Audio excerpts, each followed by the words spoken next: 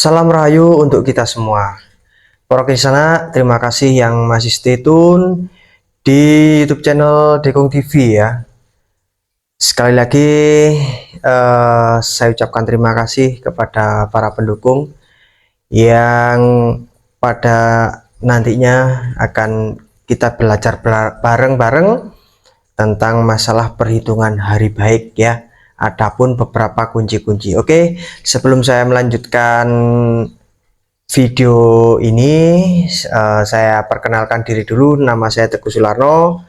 Saya berasal dari asli Malang, okay?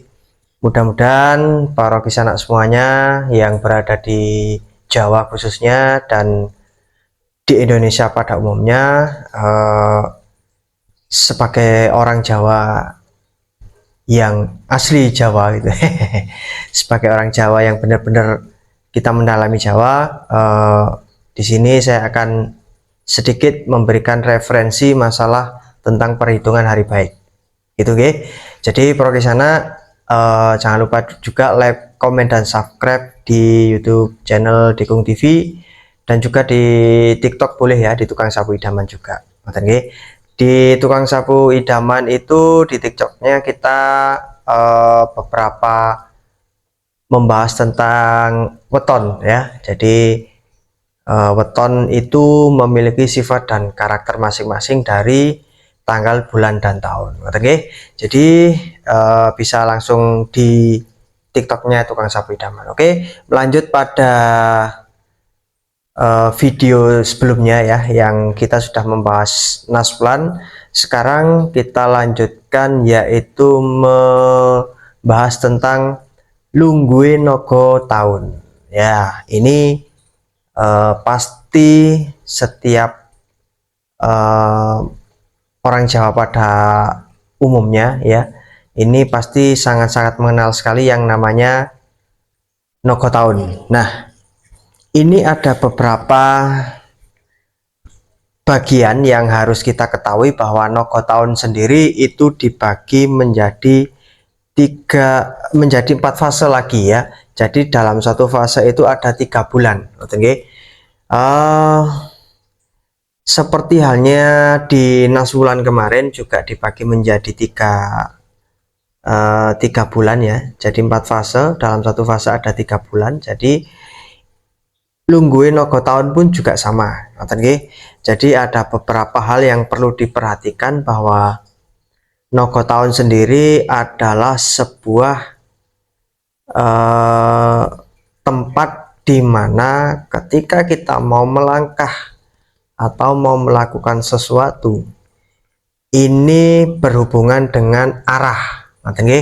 Jadi naga tahun ini merupakan sebuah patokan arah dari hari-hari atau bulan-bulan tertentu, oke. Jadi setelah kita mencari harinya, setelah kita mencari bulannya, dan kita menemukan tahunnya, nah itu yang paling tidak kalah penting adalah tentang lungguhe naga tahun ini. Karena apa? Karena naga tahun ini juga sangat berpengaruh sekali pada kalau orang Jawa itu keberuntungan, kerezekian, dan keselamatan. Yang terpenting adalah keselamatan, oke. Nah, langsung aja kita bahas nih untuk yang golongan pertama atau sub pertama ini ya. Jadi naga tahun ini dibagi menjadi 4 bagian. Nah, bagian yang pertama adalah 3 bulan. Nah, jadi ini berada di bulan besar, Suro, dan Sapar. Nah, bulan besar, Suro, dan Sapar ini naga tahunnya berada di lor atau utara. Jadi kenapa ada beberapa orang yang bilang bahwa kalau naga tahun ada di lor atau ada di utara, kenapa kita tidak boleh berjalan ke utara? Nah, itu karena sama halnya kita dengan mendatangi sebuah sesuatu hal yang buruk, ngoten nggih. Jadi secara gampangnya atau secara gamblangnya seperti itu. Jadi begitu kita tahu nogo tahun berada di lor atau berada di utara, jangan sampai kita melakukan atau memulai sesuatu hal yang penting itu berjalannya ke utara. Contoh misalkan, contoh hal yang sederhana adalah kita mau menempati rumah. Nah, mau menempati rumah, kita sudah cari harinya, bulannya, dan tahunnya sudah ketemu semua. Tetapi di bulan itu ternyata nogo tahun berada di utara. Lah, rumahnya ternyata menghadap ke selatan. Nah, jadi yang kita lakukan seperti apa? Nah, kalau rumahnya menghadap ke selatan, otomatis kita nanti akan masuk rumahnya itu ke utara. Nah, itu tidak boleh.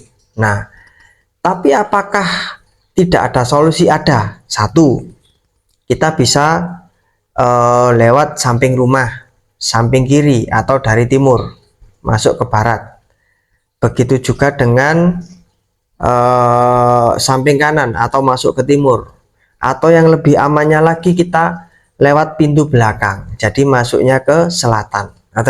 Jadi itu sedikit ulasan penjelasan kenapa ketika nogo tahun berada di utara kita tidak boleh melakukan sesuatu yang penting. Yang saya contohkan adalah mau menempati rumah pertama, itu kita tidak boleh masuk ke utara karena sama halnya kita akan dipercaya gitu ya, sama halnya kita mempercayai bahwa kita akan mendatangi sebuah hal yang buruk. Mboten mawon nggih. Jadi secara gamblangnya seperti itu. Nah, terus ada pertanyaan lagi lah, terus bagaimana solusinya? Ya, solusinya kita cari lagi.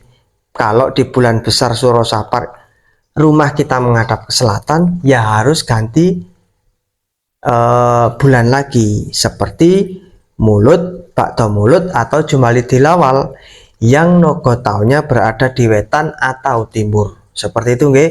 Nah, untuk menghindari kita mendatangi hal yang buruk, nah kita harus mencari bulannya lagi. Dan ya, kemudian untuk Jumadi Lakir, Recep dan Ruah adalah nogo tahunnya berada di kidul atau selatan. Nah, begitu juga seperti yang ada di utara tadi.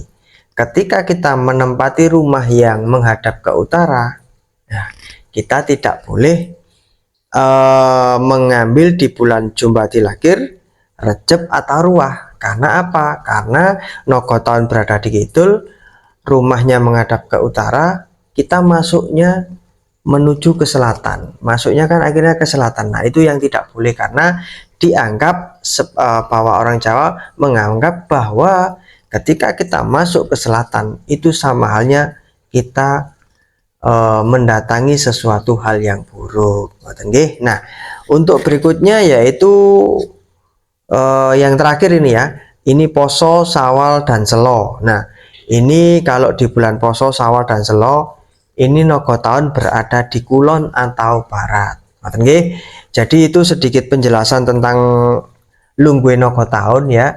Mudah-mudahan apa yang saya sampaikan dapat bermanfaat bagi kita semua. Dan bila ada kurang lebihnya saya memohon maaf. Nanti di akhir video kita fotokan ya seperti kemarin, biar nanti jenengan-jenengan yang mau mencontek bisa ini ya, bisa videonya nanti di post terus dicatat seperti itu. Oke, mudah-mudahan itu aja yang bisa saya sampaikan dan mudah-mudahan bisa bermanfaat untuk kita semua. Karena sekali lagi orang Jawa ada istilah ojo lali Jawane, jadi kita selalu harus ingat. Dan kita di sini sama-sama belajar dan sama-sama mengingatkan, bila ada yang salah kita benarkan, bila sudah ada yang benar kita pertahankan. Ngoten nggih.